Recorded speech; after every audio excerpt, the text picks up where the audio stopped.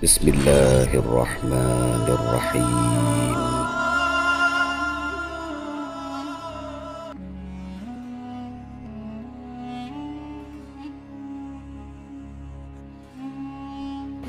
Desir Sahara bertalu-talu menghembus puncak-puncak tenda yang melantunkan duka nestapa. Adegan demi adegan ketegangan, pengorbanan dan kebiadaban telah ditampilkan. Setelah para pemuda dan pengikutnya syahid, Imam Husain alaihissalam akhirnya mempersiapkan diri untuk mengorbankan jiwa dan raga demi penuntasan hujjah. Untuk terakhir kalinya beliau meneriakkan pertanyaan, adakah seseorang yang akan melindungi kehormatan Rasulullah dari bencana ini? Adakah orang bertauhid yang takut kepada Allah berkenaan dengan kami? Adakah orang yang mendengar permohonan kami demi keridhaan Allah? Teriakan Imam Husain alaihissalam ini mengundang jerit tangis kaum wanita yang masih harus beliau lindungi. Beliau berteriak lagi, adakah orang yang menyisakan rasa belas kasih? Adakah seorang penolong? Ali Zainal Abidin As-Sajjad alaihissalam, putra beliau satu-satunya yang sedang sakit keras dan tak berdaya itu maju ke medan laga dan berusaha bangkit dari pembaringannya seraya berteriak, aku siap, aku akan mengorbankan jiwaku. Dengan tubuh yang lemas, Ali As-Sajjad itu berusaha meraih pedang. Namun lempengan besi tajam itu masih sangat berat untuk tubuhnya yang nyaris tak berdaya itu. Pemuda ini lantas meraih tombak, satu-satunya senjata yang baginya justru lebih menyerupai penyangga tubuhnya yang lunglai itu. Dengan sisa-sisa tenaga dia mencoba meranjak menuju gerombolan musuh. Namun Imam Husain alaihissalam tidak membiarkannya berperang dalam kondisi itu. Beliau memerintahkan Ummu Kulsum untuk mencegahnya.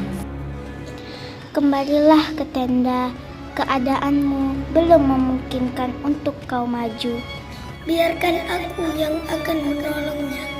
Imam Husain alaihissalam akhirnya turun tangan sendiri untuk mencegahnya dan membawanya kembali ke pembaringan, lalu berkata, tenanglah putraku, tetaplah kamu di sini.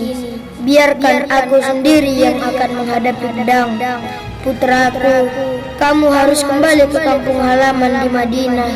Sampaikan salamku untuk pusara kakekku, ibuku dan saudaraku. Sampaikanlah salamku kepada saudarimu Fatimah. Sampaikan salamku kepada para pengikut kita dan katakanlah kepada mereka, ayahku berkata, aku berharap kepada kalian untuk mengingat bibirku yang kering kehausan. Jika kalian hendak meneguk air, dan menangislah kalian, dan jangan kalian lupakan keterasingan dan syahadaku saat kalian berbicara tentang keterasingan seorang syahid. Di saat-saat terakhir itu, Imam Husain alaihissalam mendatangi tenda-tenda satu persatu. Beliau panggil satu persatu anak-anak beliau. Beliau meminta mereka untuk tabah dan sabar. Hai para pelipur hatiku sekalian, Allah tidak akan berpisah dengan kalian di dunia dan akhirat. Ketahuilah, dunia ini tidaklah abadi, akhiratlah tempat persinggahan yang abadi.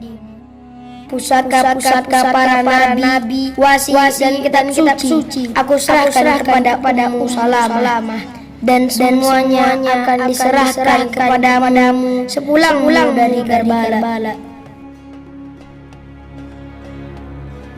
Imam Husain alaihissalam lalu mendekati adiknya Zainab al-Kubra alaihissalam dan meminta supaya diambilkan gamisnya yang sudah lama dan usang.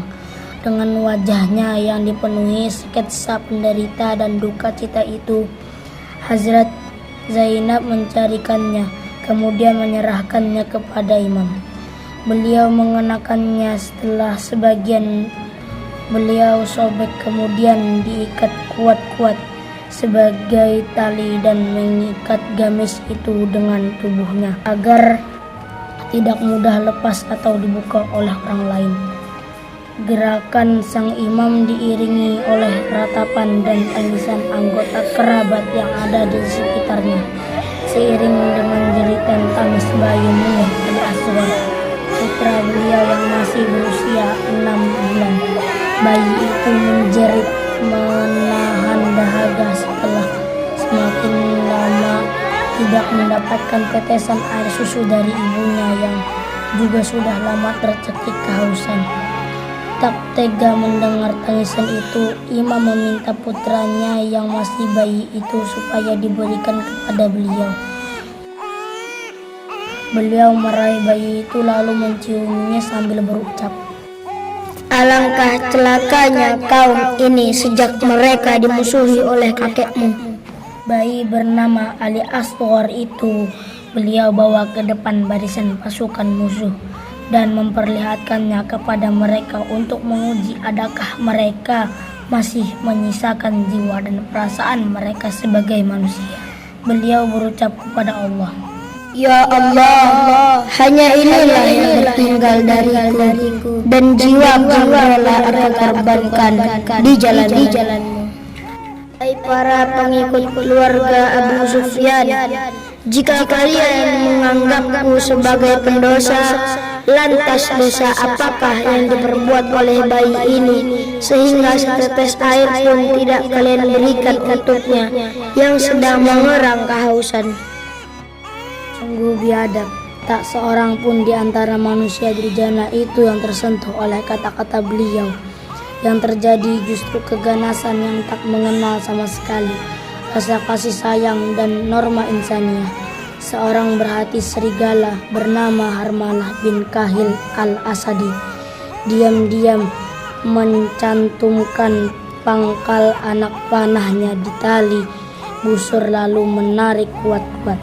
Tanpa ada komando, benda yang ujungnya runcing melekat ke arah bayi Ali Asghar.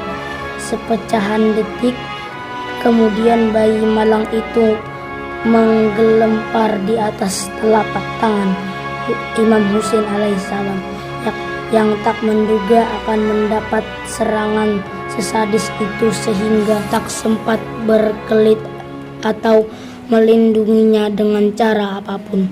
Beliau tak dapat berbuat sesuatu hingga bayi itu diam tak berkutik. Setelah anak panah itu menembus leher, darah segar mengucur dari lehernya hingga mengenai telapak tangan ayahnya. Lengkaplah penderitaan Imam Husain alaihissalam.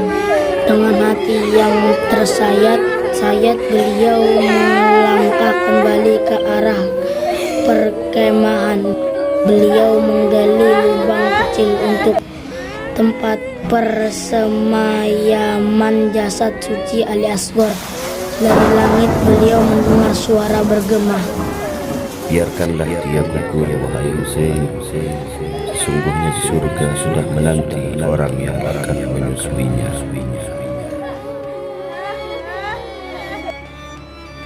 Imam menghampiri perkemahannya untuk mengucapkan kalimat perpisahan terakhir. Dalam hal ini kepada putranya yang sedang sakit As-Sajjad alaihissalam beliau bertutur, "Putraku, sampaikan salamku kepada para pengikutku. Katakanlah kepada mereka sesungguhnya ayahku telah gugur seorang diri, maka ratapilah dia. Salam atasmu duhai para kesatria Karbala. Salam atasmu duhai para penanggung segala bala bencana. Salam atasmu duhai pengorban jiwa dan raga. Salam atasmu duhai para wanita yang tersayat hatinya. Salam atasmu duhai Husainku, duhai putra-putri Husain, duhai para pembela Husain."